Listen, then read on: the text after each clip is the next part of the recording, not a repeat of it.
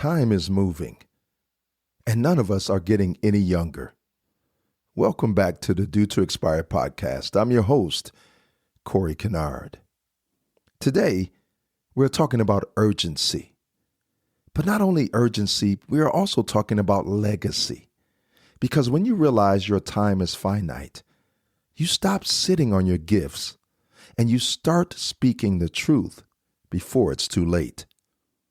My guests today are two elders of the Detroit community who are living with that exact fire.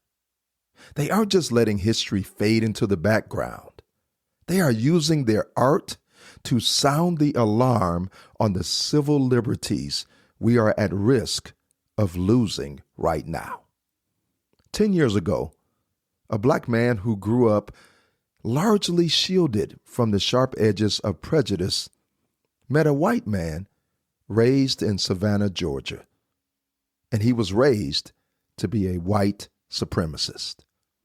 They collided in a poetry workshop, looked at their contrasting lives from the 1950s to the present, and decided to turn raw, uncomfortable history into a masterpiece. Over 5 years in development, their groundbreaking full-length play, a powerful two-man show, has been captivating audiences across Detroit, from the Aretha Cafe and the Scarab Club to the Charles Wright Museum of African American History. The first person I want to introduce you to is a Kresge Fellowship winner, a brilliant actor, and a powerful voice for truth. Please, let's welcome Dwight Stackhouse. And sitting right next to him is an award-winning poet, a professional ghostwriter, and a man who turned away from a legacy of hate to write a new story. Let's also please welcome Alexander Payne Morgan. Gentlemen, welcome to the Due to Expire podcast. And now, let's grow.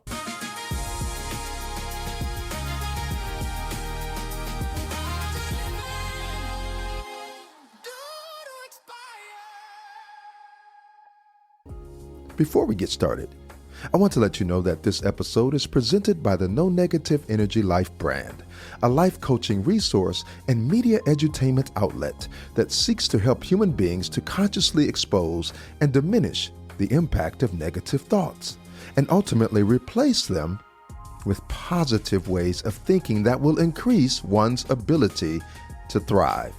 Check us out at nonegative.energy. That's no negative, all one phrase, .energy.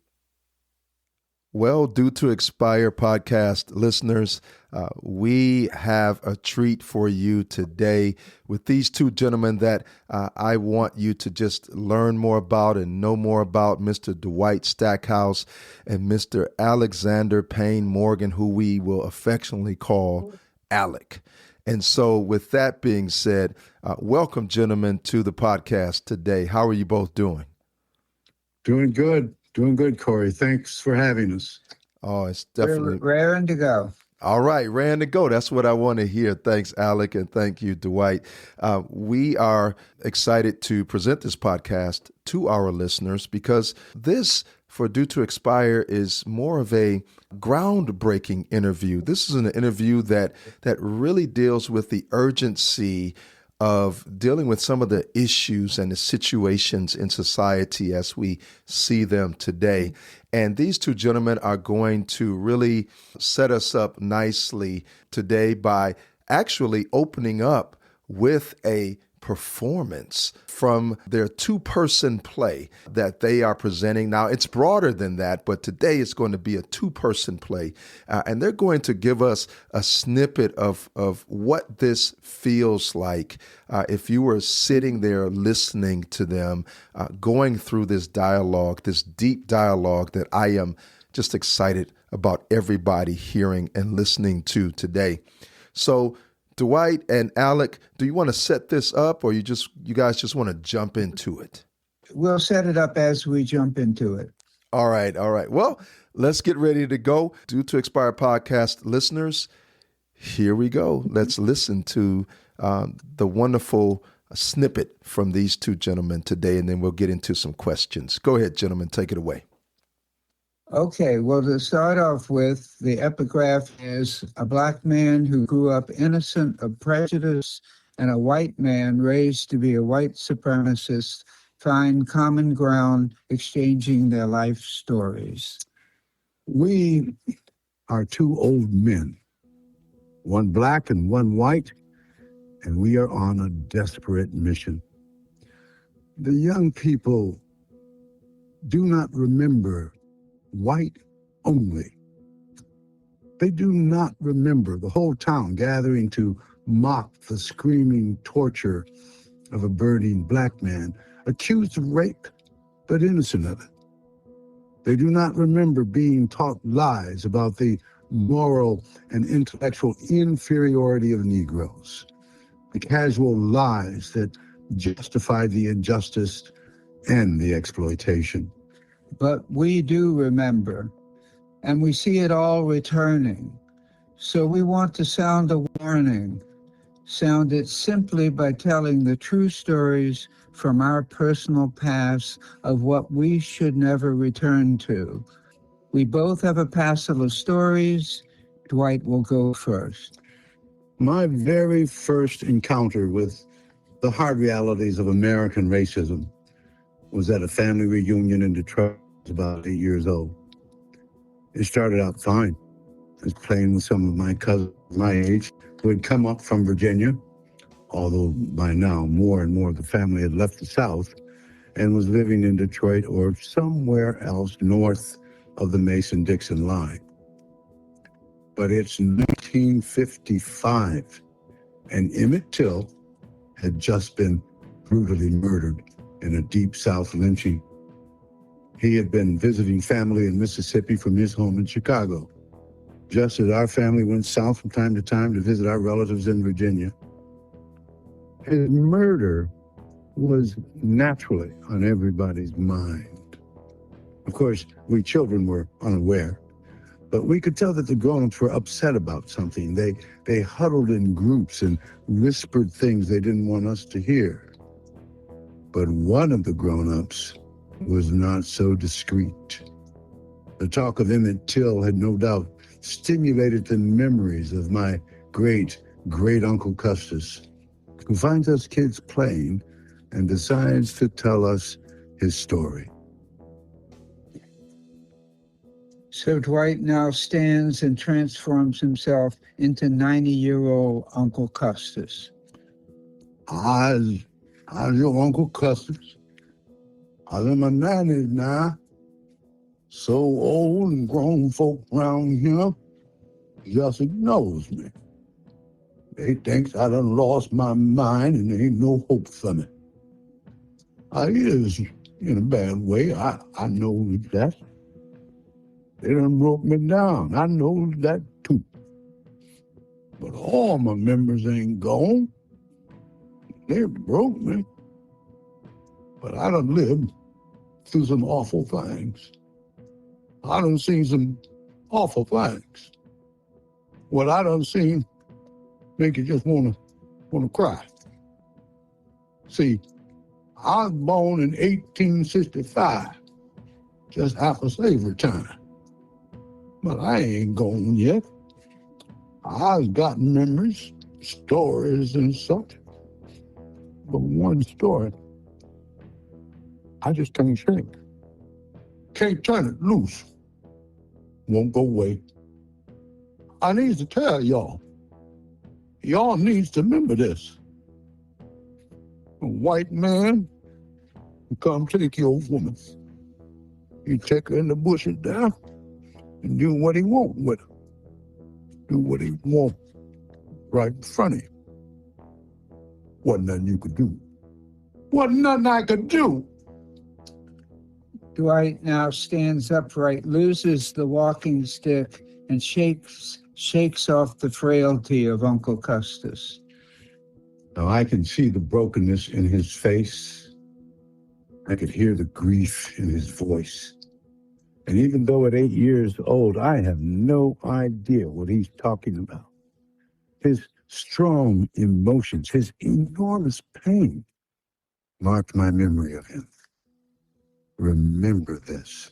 I realize he's telling me, remember this for as many years as you need until you can understand it. Now, Uncle Custis died soon after, but his story did not die with him. It was on my mind, on my heart to carry, and eventually to comprehend. Now, to give you an example of how unbelievably innocent I was back then, how impossible it was for me to understand what Uncle Custis was talking about. When he said, white man, I had no idea what a white man was. Now, I know these days we scoff when some liberal-minded person says he or she doesn't see race, but quite literally, I did not see race. I had not been taught to see it. Of course, that didn't last. But for a while, it was true of the little boy that was me. See, my childhood experiences were the exact opposite, Dwight. I was born in Savannah, Georgia, in a completely segregated white neighborhood. I was told that slavery was a benign institution where everybody, even the enslaved, was happy. Smile if you want to, but that's what my grandmother told us, and nobody contradicted Granny. Of course, she grew up in a different world. I call this story Bill of Sale. My grandmother talked as if her father had been some kind of planter, but really, he was just a small-time Tennessee farmer with one mule and a few hands.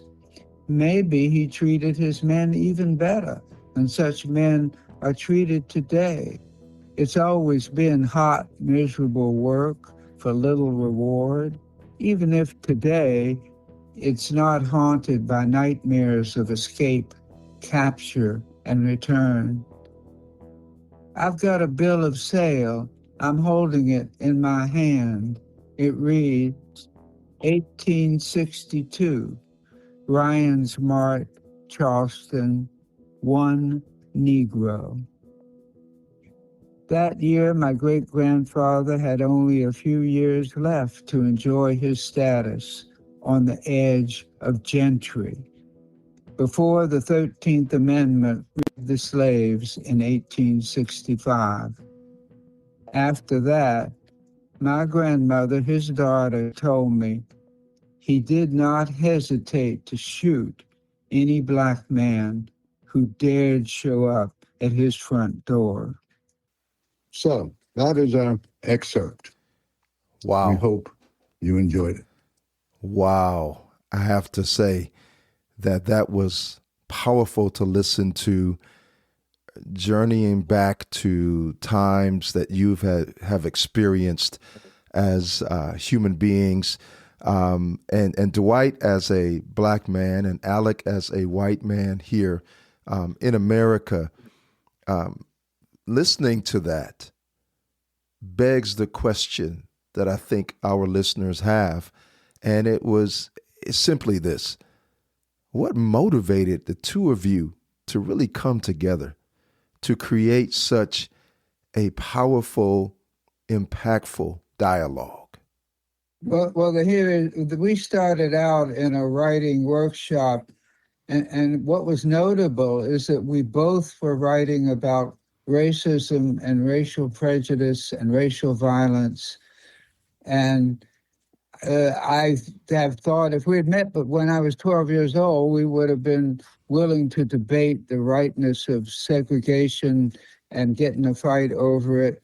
But by the time we met, I had come to my senses, but we both were very concerned about the same topic, and it was obvious that we were. And friends in the workshop said, well, why don't you guys do a show together? Why don't you read your stories? I mean, you just naturally match. Hmm. And so, you know, we did.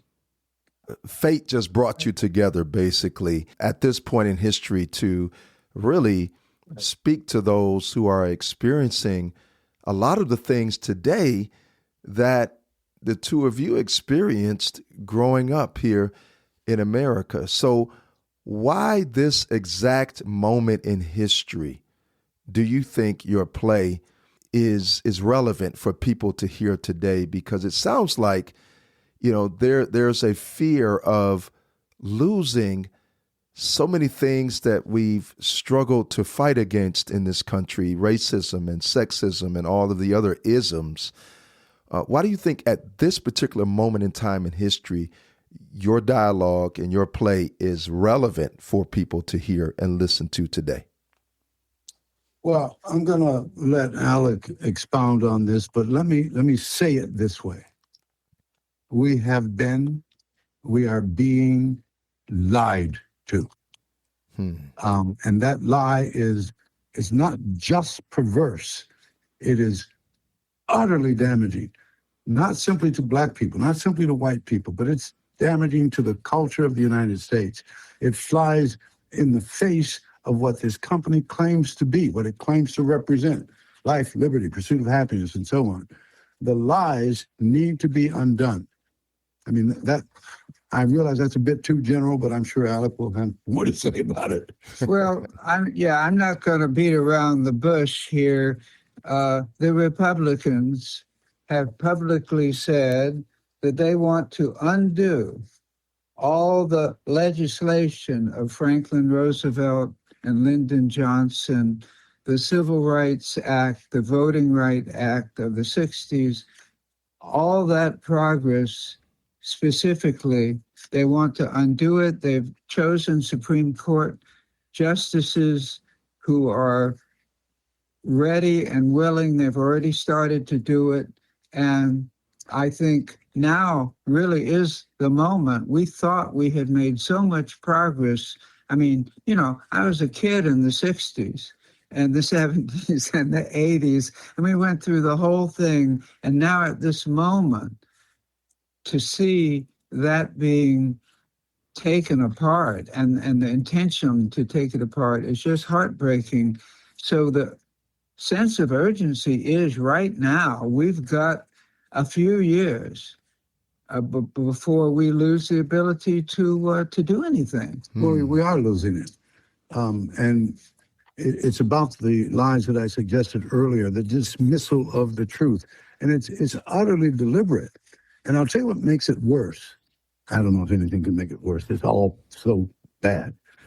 But there is a requirement of ignorance in this corrupt administration that's running things now. Think about the simple, gee whiz. The removal of books is the removal of history. Mm-hmm.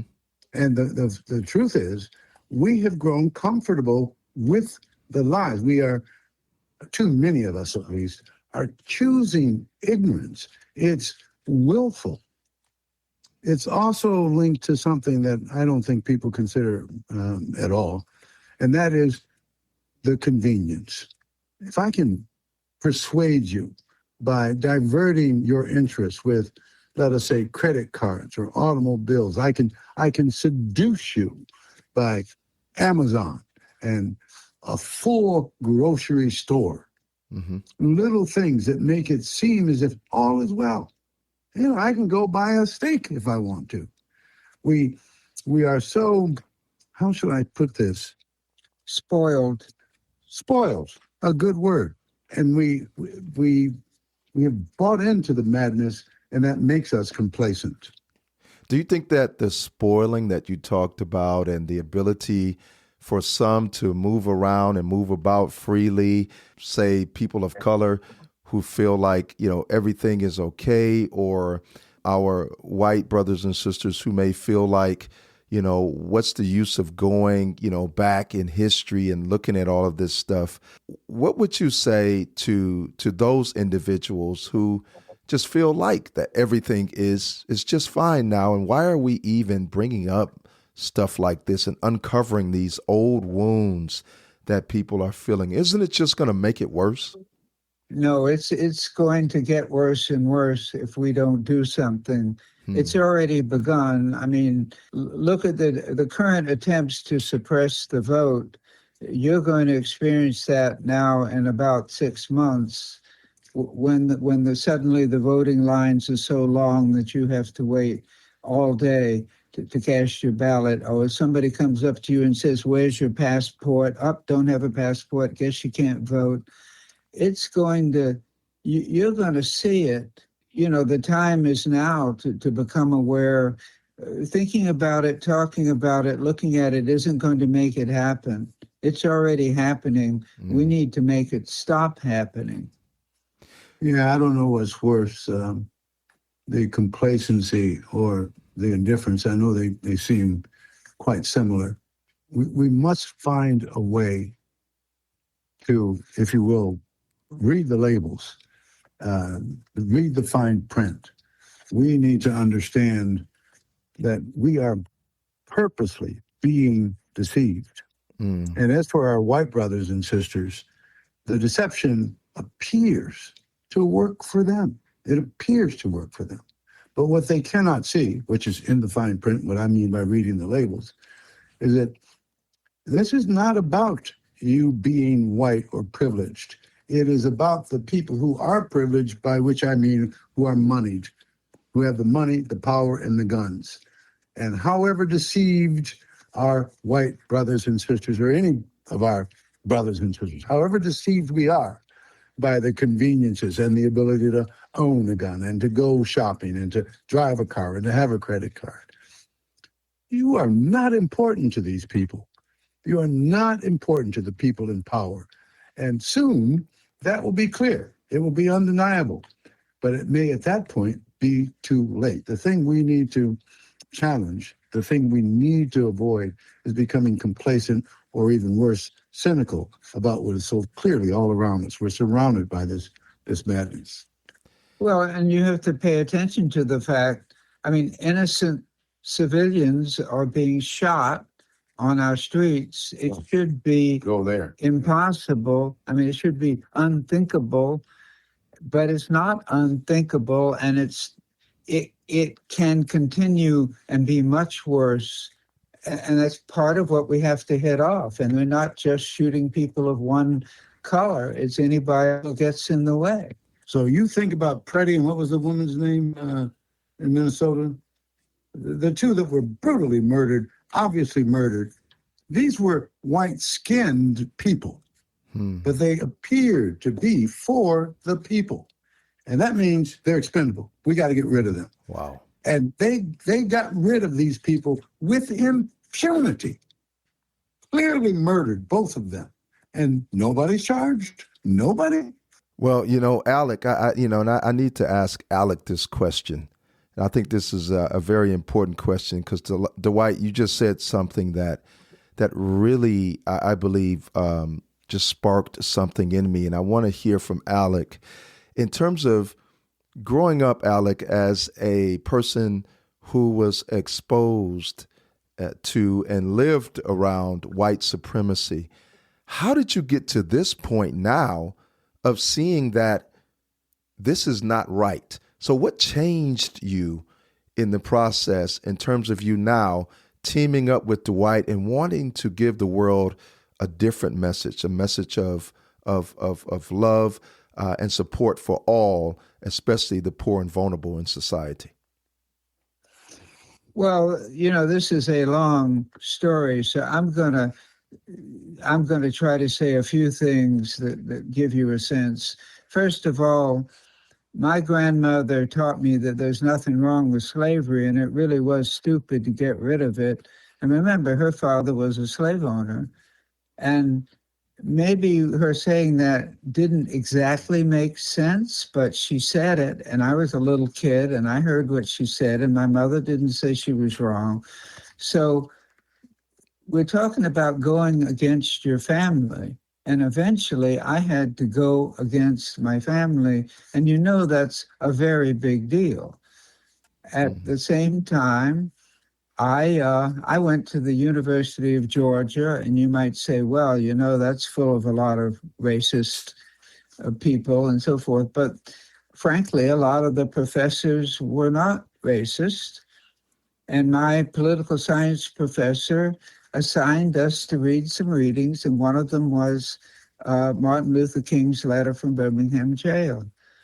And you might say, well, what's the big deal? But I read it, and it really hit me. And if you read that, he is so clear and so explicit about what's wrong. And he's not really blaming anyone. He's just saying, really, join me. And that was very strong, because I ran into some liberal people at college, but they just said, to hell with you, Alec, you're on the wrong side. And so where was I going to go, with that? I mean, but King really did it. And I know it may be a cliche. Maybe people even tired of hearing about Martin Luther King, but I swear I saw the light. I cried when I read his, and it really did make a difference. Now we can go on from there. I mean, I'm just giving you a few highlights here, but I think and I had to separate from my family. I had to separate Wow. Mentally and emotionally, and frankly, I had to leave the South. I had to go 800 miles away. This is not an easy thing to do. And I felt guilt. I felt a lot of guilt at abandoning my family. What I like about your question, Corey, and Alec's answer is one of the great difficulties we have with this play, these stories, is the struggle of finding a way to say it. Mm-hmm. How do we get people to be brave enough to consider this emotionally and intellectually? Mm-hmm. You wipe out the history, you give half of the population great privileges, so there's no motivation for them to think about this at all.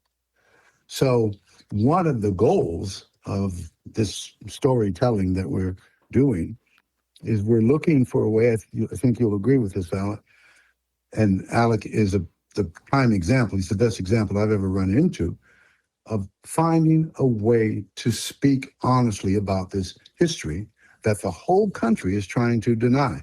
How do you get people to sit, productively and peacefully in a room and discuss this devastating truth? Right.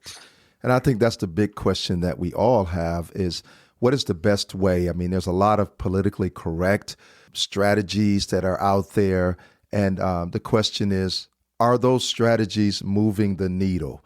Are people really being impacted? Or does it take the raw approach that the two of you have, the honest approach that the two of you have to make a difference? And so even with the title of your play, the N-word duet, as we know, the N-word is a very negatively charged word and painful word in society.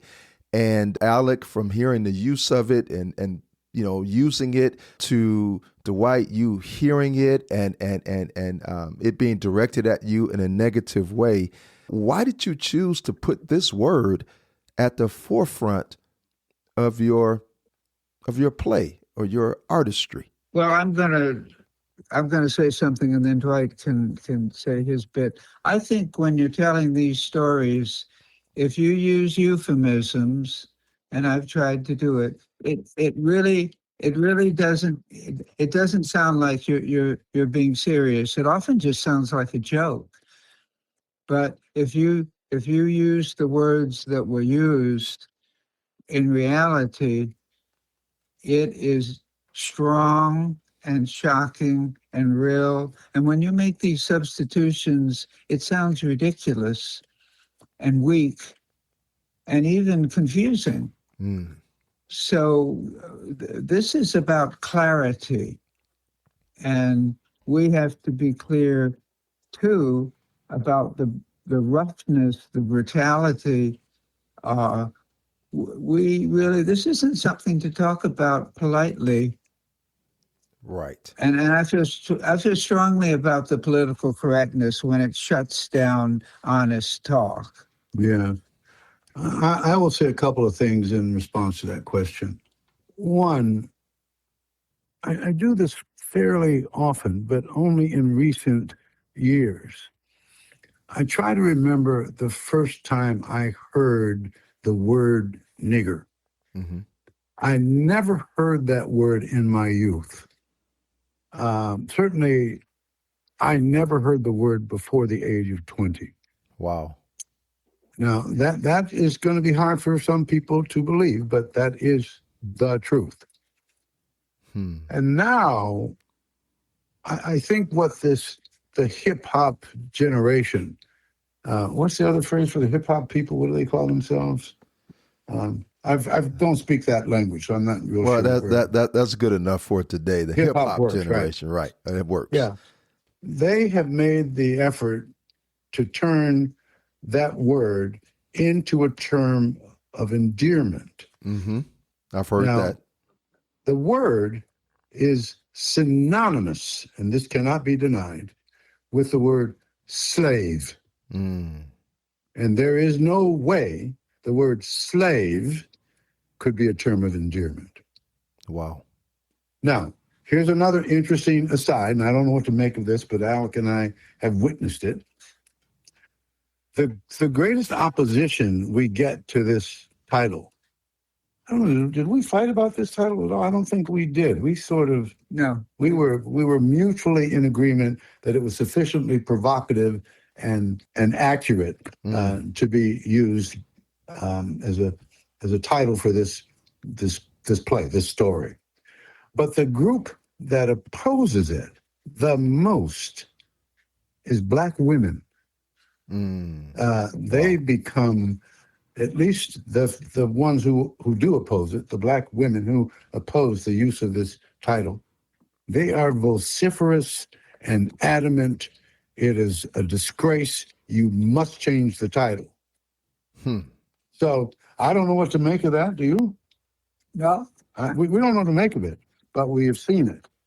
Well, I mean, but I think it may relate to the idea, though, that we don't want to be improper. Right. Yeah, I guess it could be that simple. Could be that simple. You know, there have been various ceremonies about burying this word and really limiting the use of it, especially as you described, Dwight, so eloquently, by the hip hop nation as a term of endearment. And you hear comedians say it now freely to mixed race audiences across the world. And it seems to be softening as, its impact in terms of the use, the negative impact that it once had. People are trying to strip that away. But you're saying that that word carries so much power, negative power, that it needs to be confronted in its rawest sense and then dealt with from there, because it is a word that has hurt so many people, and the use of it has caused people to not only lose their dignity, but for some to even lose their lives. And so, Yes. so it could be very destructive. It means slave. That's what that word means. It needs to be stricken, except in context, in historical context. Well, Dwight's story, the Oakland, is a very brief story. You write it down, it doesn't even take up a whole page. But it's very strong, and it makes its point beautifully well. And if you start substituting words, it suddenly doesn't work at all. So it wouldn't have the impact that the two of you wanted to have. And so, in essence, you're really trying to stir up those emotions in people to get them to wake up and to hear exactly what you're saying. Now, to some, it's going to turn them off, right? To some, even with this podcast, some people may have a hard time listening to this as we are talking. But I think that is what society has done. It has dulled us to these points in society and in our past that are impacting our present day and will impact our future if we don't do something about it. So we can't think numb about it ourselves this way. to this. No, but by no means. People have trouble listening to Christ, to Muhammad, to Martin, to Malcolm. And all of the aforementioned were murdered as young men, in fact, because people just don't want to hear it. They don't want to hear it. And so Alec and I, except that we're taking a certain risk, I mean, we're old folks, so I suppose it can be said that we've lived our lives, but this is no small matter. There will be people who will despise us for telling this truth. Yeah. Yeah. Well, the phrase due to expire that we have on this podcast carries a weight of limited time and importance of acting now, as you just even stated, that, two of you, you're looked at as you said, old men who are taking a risk, but you're putting it out there. So as elders today, how does the reality of the time that you have left shape the way that you are approaching all of this right now with the play and with your activism in society and getting people out to vote and really battling what's wrong with our world today? How is this importance of acting now really motivating you? Well, there's going to be an election in 6 months, and things could get really much worse if that election isn't taken seriously. And that's one of our main points, is the people who say, oh, it just doesn't matter. But Dwight and I know that 10 years from now, we will be less spry than we are. We don't have much time, but neither do you. Neither does the country, because it did not take Hitler long to take power. He did it without a fight. He did it following the rules of the society, and then he began to subvert everything. And in a few years, it was impossible to get rid of him without a world war. So I'm looking at that. Yeah, and that's a fair way to look at it, Alec. I'm taken by the very sad, the abysmal ignorance of the population. There is no way that the abomination we call Donald Trump could rise to the highest office in the land. It could be argued the highest office in the world, without the support of an ignorant, buffoonish constituency. These are people who simply cannot think their way through the history that is so blatantly theirs. And so it becomes a requirement for such a horrible human being to hold that office, any office. It's a requirement that the people remain stupid, that they remain ignorant. And so my advice to the young people, my hope for the young people, is that they will become informed, and that the information will come from a place of honor and dignity and courtesy, something appearing to be foreign to the country right now. We're about to not get the chance to elect another president. That's for real. So, yeah, I mean, we are totally convinced that, this is worth, I would go on the streets and maybe even get shot, but This is worth dying for. Exactly. It's worth dying for. Wow. Well, there are some people who have been out here fighting, maybe not as long as the two of you, but there are some young activists who are trying to make a difference, who are trying to move the needle. They're artists, they're leaders. As they are listening now, to those who may feel exhausted with the ongoing fight for civil liberties and all of these things, what wisdom do you want to pass on to them from the two of you about staying resilient for the long haul? Well, things did get better in the 50s and 60s and 70s when people really stood up to the system. And so So don't think you can't make a change. At the same time, this is serious. Don't think you can just do nothing and have things get better or even stay the same. I mean, they're going to get worse. So what I would say is, I'm sorry if you're tired, go take a 5-minute nap and then get up and work and fight. Yeah, I don't even know if I would call what I have to say wisdom. It's more an appeal. We have to do something.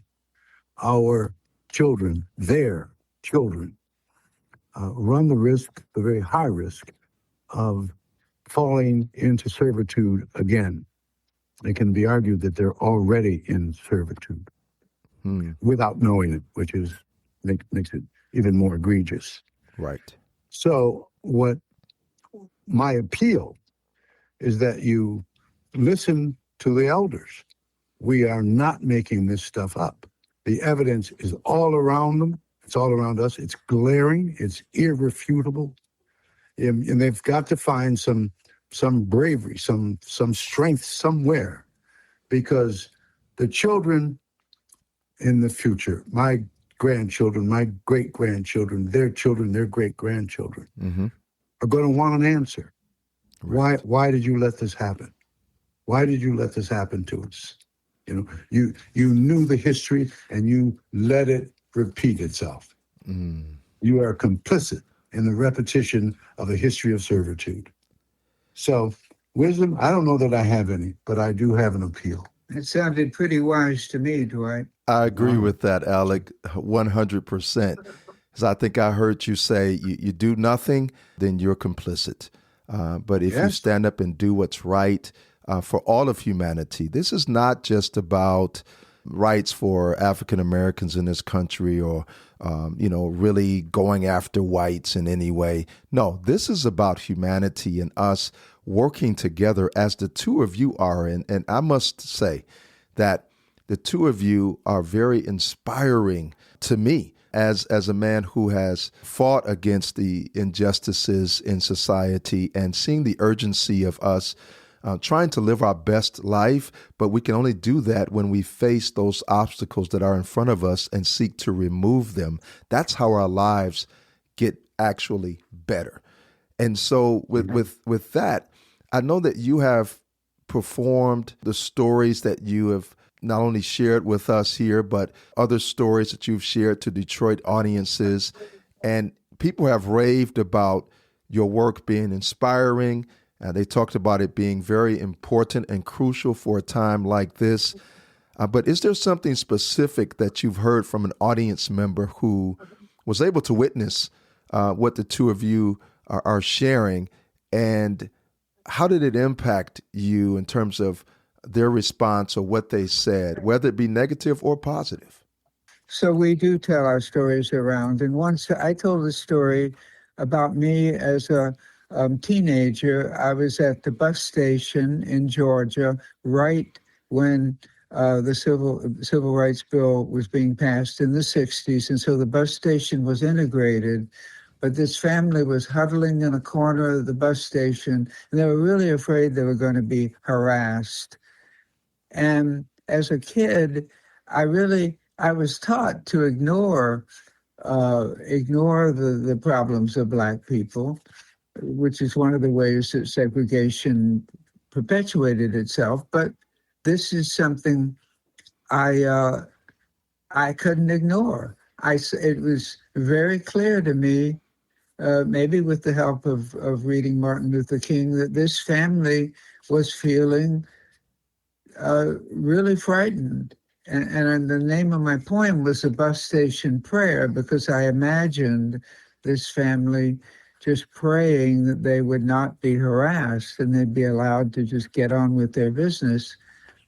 Well, I read the poem and the story, and then a lady in the audience, Important to say a Black lady. A Black lady, told me that she was very moved. She was very moved that I cared. Really. Because she told the whole audience, Alec. She stood up and said this in front of the whole group. She did. She did. And it was more about, I noticed, but I also, it was clear that I cared. And I think she was almost surprised. Yeah, fearfully surprised. Yeah. I think it goes to the question of honest dialogue, which requires a level of bravery that very few people have. It is rare, very rare, for people to be cogent in response to a delicate issue. They can wax all anecdotal. Everybody has a story, if you will. But to peel back the layers and approach the thing intellectually is very, very difficult to do on almost any subject. Yes. But it is especially true on a subject that is so rife with difficulty as the subject of race in America. It goes to our deepest sensitivities. The white folks think they have something to lose. They don't see that they have something to gain. They think they have something to lose. And the black people often come to the discussion with their fists balled up. They just want to duke it up. They want the white folks to feel diminished. They want them to feel like savages, I guess. Admit this history, you nasty MF, and so on. And you can't make it work. And that is a lesson that I got from Alec. I show up to these discussions with a big baseball bat. I want to pop people over the head with it. And Alec peacefully, calmly says over and over, Dwight, you can't win with the vinegar. You got to bring some sugar to the game. Bring some kindness. Wow. And I know that he's right, but perhaps because I've come so late to this understanding in my 20s, growing up without it, I am stunned that we are still talking about race. Right. It's so insane to me. How can this be a subject of conversation? But it is. And I have to agree. It's unwieldy, and none of us know how to approach it. Yeah, it's sad that we're still talking about this in 2026. Makes no sense to me. You're right. And with the help of the two of you, hopefully we can continue to forge a future history that is much different than the one that we're feeling now, and much more positive for all of humanity. And so I love it, how, the two of you have really come together, and you're not painting a broad brush with anybody. I mean, we know that when you talk about Republicans, or you talk about whites, or you talk about blacks, we're not saying that every single person that identifies with those groups are negative or all positive in any way. What you're saying, though, is that there is a power structure in place that is dominating how people live, what they can do, and whether or not people will eat and live. I mean, that is the reality that we're living in today. And even though we're all due to expire, right, our lives will end. No one wants their life to end in a way that comes from racism or sexism or feeling less than. That's not how we want to end our lives. And so, but so many people have, and so many people have been forced to lose their lives in a negative way because of hate in society. And that's what we are totally against, is hate in society. I can remember one time when I heard the story of, Malcolm X, who told the young white college student, when she asked him, "What can I do to help your cause?" And then he looked at her and said, "Nothing." He told her, "Nothing. You can do nothing." And later on, he regretted that, because he said that young lady was a person who was for his cause and for humanity. And because he painted her with a broad brush, he didn't give her the opportunity to participate in something so meaningful to her at that time. And who knows what that did to her. Yeah, fist balled up. He had his fist balled up. Yeah. Right, exactly. And he later realized that was not the approach to have. And so it's very difficult, in society to not be defensive, today when you hear certain things and you do certain things. How have you, the two of you, sort of dealt with that, not being in a position where you're just writing people off who could actually help? I will say this and then let Alec address it. There are a couple of things that are absolute. I mean, even if they may be a bit axiomatic, they are absolute. One, we can be better than this. I am certain of it. Mm-hmm. And two, if you think you have a solution that does not include everyone, you don't really have a solution. And that is what Christ knew. It's what Martin knew. It's what got them killed. John Brown. It's what got them killed. Yeah. They knew that the solution had to include everyone. Yes. Yeah, I don't think I can improve on that. When I was younger, I went out and did more things in the outside world. Now I guess I have less energy. I'm trying, but I'm not confronting as much face to face. But the work that I'm doing with Dwight is an attempt to confront and to we're hoping to get a full-scale production in the Detroit area and use that to create discussion. Well, I think, I don't know if this goes to your question, Corey, but we have been followed 5, 6, 7 years out by a documentarian. okay. And she is a young woman, the whole crew, they're young people. Yeah. And they follow us around. They interview us. They interview people who come to see our show, our performances. So I think we find some hope in that. This is not Ken Burns. This is a 35-year-old woman, something like that, even younger, Okay. who gets it. She sees the great trouble. And she sees that Alec and I are making an honest effort and perhaps even a productive effort. He sees it. And she's recording it as a documentarian. Well, I'll tell you what. I think we need to have her on this show. That's on the you know podcast. what? You just read my mind. I do believe that we need to bring her on in the next segment that we have together, because I think our audience wants to hear more on this particular subject.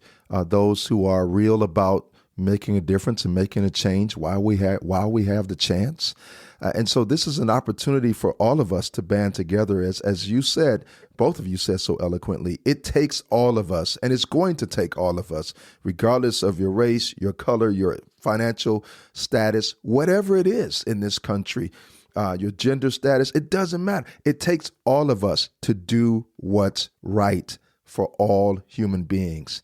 And so that's the risk we take, and that is the risk that I believe is worth taking.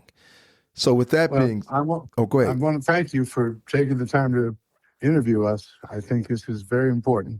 Thank you very much. Oh, you're Yes. welcome. And as Thank you. as we wrap this up, I'm going to ask the two of you, leave with our audience today whatever is on your heart. What type of, I guess, charge you would want to leave with the audience today? And, until next time, what do you want to leave them with?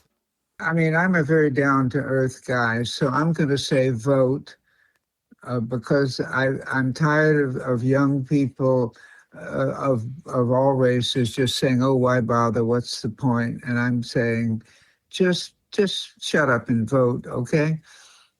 I love that answer.